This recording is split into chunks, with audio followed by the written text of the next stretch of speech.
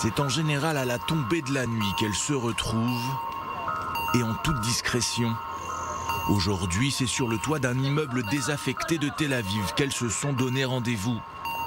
Elles, ce sont les Stickeriotes, des activistes féministes qui tapissent d'affiches les murs d'Israël pour dénoncer les crimes féminicides et les violences faites aux femmes. Alors la phrase de ce soir, c'est Retsach Nashim mi Abba Bator.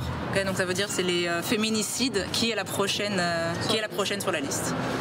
Voilà, puisque malheureusement il n'y a aucune action qui est faite, le nombre de Nibi du Para, ça ne fait qu'augmenter. Ce qu'il faut savoir, c'est qu'en Israël, à l'heure actuelle, il y a 68 000 femmes qui sont victimes de violences conjugales chaque année et 20 femmes en moyenne qui sont tuées chaque année par un conjoint ou un ex-conjoint. Et aujourd'hui, on est à peine début août et on est déjà au nombre de 13 femmes tuées.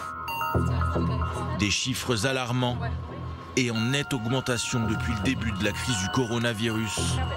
Des chiffres qui ont poussé le collectif des Stickeriotes à passer à l'action en s'inspirant de celui des colleuses nées à Paris il y a un an. Donc nous on a voulu dire, nous aussi on est dans cette lutte, nous aussi on a ce type de problématique en Israël et on a envie aussi de prendre part à ce mouvement-là dans la réalité de notre pays où on s'est installé, Morgane et moi, depuis à peu près 10 ans. Ce soir c'est les grands moyens vu qu'on va coller sur un mur en hauteur. En fait on met comme ça, on est 3 filles, c'est le mur. Une fille qui prend la colle, qui l'étale comme ça sur le mur. La deuxième qui suit derrière, elle arrive et elle commence direct à coller les feuilles. Donc elle les prend et elle les colle comme ça sur le mur. C'est une lettre par feuille, donc ça c'est vraiment gros et bien visible. Et la troisième, elle a un autre pot de colle et avec un autre pinceau ou un autre rouleau et elle prend la colle et elle roule par-dessus et elle met bien partout. La technique semble bien rodée. Il faut dire que les Stickeriotes n'en sont pas à leur premier coup d'essai et elles commencent à faire parler d'elles.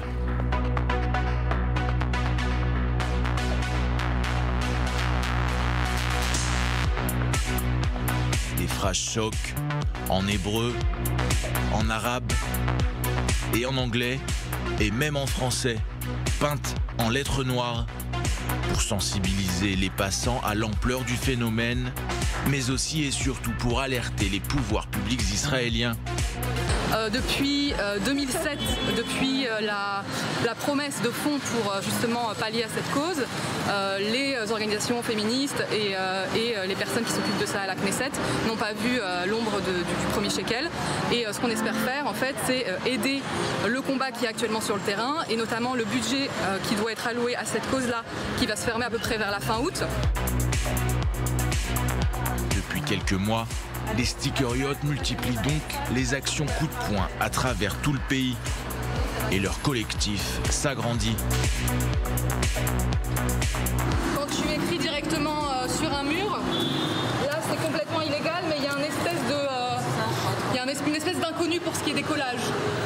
Mais c'est vraiment la frontière de la loi, mais on pense que le sujet est bien trop important pour se préoccuper de ça. Nouvelle mission accomplie ce soir encore, mais les Stickeriotes semblent loin d'en avoir fini avec leurs pots de colle et leurs rouleaux.